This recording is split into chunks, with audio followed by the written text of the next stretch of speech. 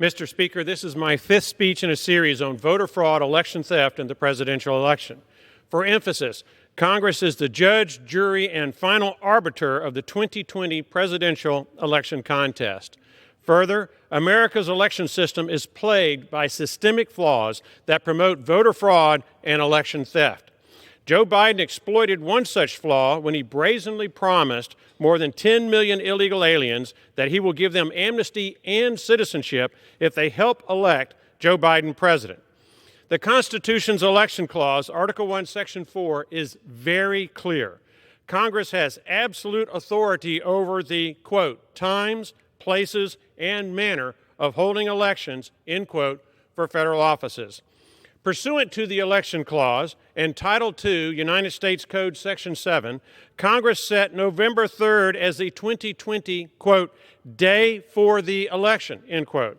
For emphasis, Congress set a, quote, day for the election on which citizens vote.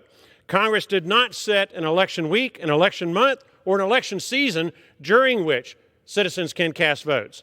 Also pursuant to the Election Clause, Congress created limited exceptions to its vote within a 24-hour window mandate, to wit, alternative voting means for persons with disabilities. Overseas persons may vote by absentee ballot. Persons expected to be absent from their voting location or state on Election Day may vote by absentee ballot.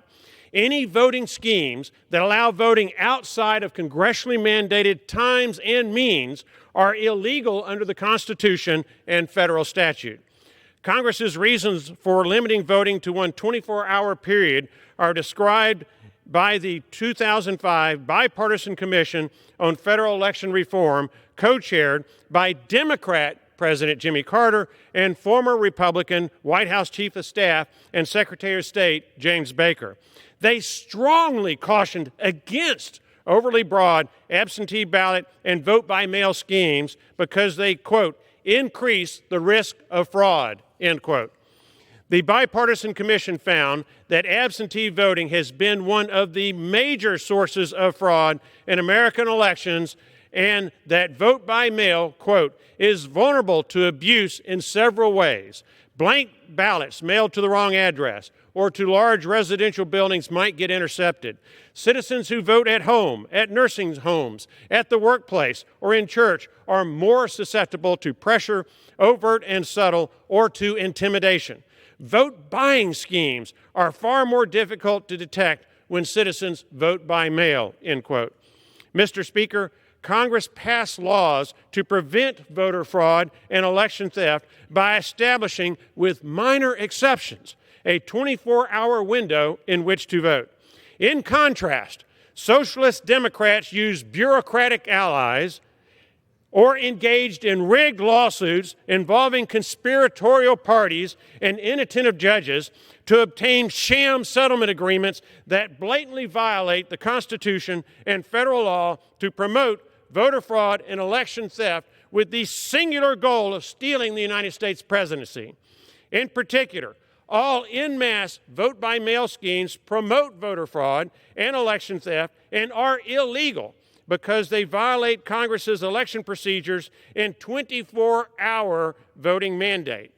As such, all votes cast pursuant to these vote-by-mail schemes are illegal, void, and should not be counted. Mr. Speaker, the evidence is overwhelming, compelling, and irrefutable. If only lawful votes cast by eligible American citizens are counted, President Trump won the Electoral College and a second term as president. Congress can either support illegal voting, voter fraud, and election theft, or not. Because I believe in the rule of law in our republic, it is my duty as a member of Congress to, on January the 6th, object to and vote to reject the Electoral College submissions of all states whose election systems are so badly flawed as to render their vote submissions unreliable, untrustworthy, and unworthy of acceptance. And, Mr. Speaker, that is exactly what I intend to do. I yield back.